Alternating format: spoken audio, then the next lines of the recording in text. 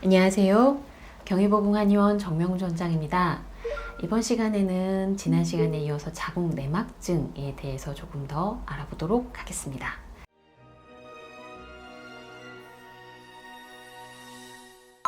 깊은 부분에 파고드는 형태인 심부 침륜 자궁 내막증이라고 얘기를 하게 되는데요.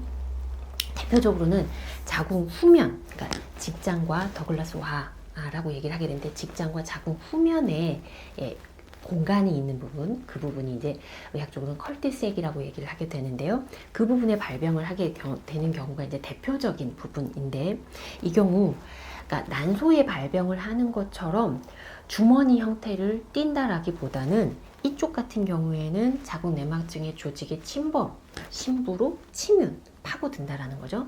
침윤을 하는 형태가 염증과 섬유화로 인해서 조직의 변화를 유발을 해버려요. 그래서 조직이 유착과 변성을 유발을 하게 되고, 그걸로 인해서 자궁이 살짝 45도로 앞으로 구부러져 있어야 되는데 뒤에 있는 장기 조직과 이렇게 유착을 시키게 되면서 뒤로 구부러지게 되는 경우가 발생을 하기도 합니다.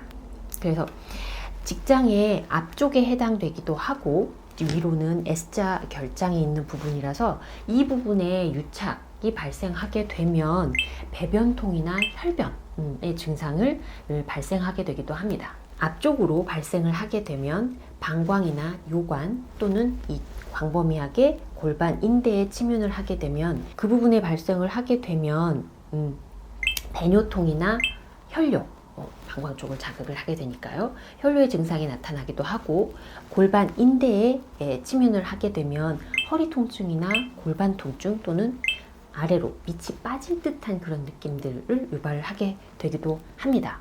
그리고 자궁 경부와 연결이 되어 있는 여기 질벽에 발생을 하게 되면 성교통의 증상이 유발이 되기도 해요.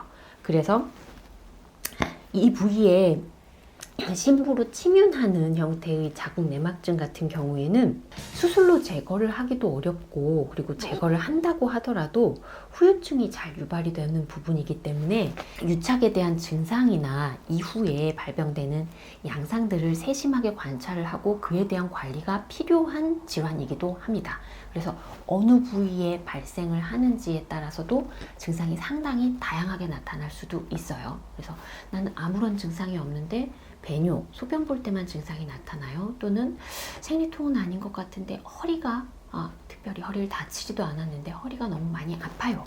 이 뒷부분으로 유착을 하게 되면 그런 증상이 유발이 될 수도 있습니다. 그래서 이렇게 난소 쪽이나 앞에 복막 부분으로 발병을 하는 경우에는 발생하는 증상들이 그렇게 다양하지 않는 경우들이 좀 많으나, 심부로 침윤하는 형태의 주변 조직과 유착이나 염증을 발생을 하게 되는 경우에는 다양한 증상들이 나타날 수도 있고, 그리고 그게 수술적인 치료라든지 또는 관리로도 증상의 관리가 잘 안 되는 경우들도 많이 있습니다.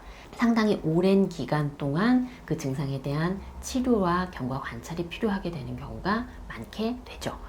이렇게 발생 부위에 따라 어떻게 증상이 달라지는지 골반 내부의 구조와 장기들의 위치를 이제 알고 계신다라고 한다면 본인의 증상을 조금은 더 쉽게 이해할 수 있지 않을까 합니다. 감사합니다.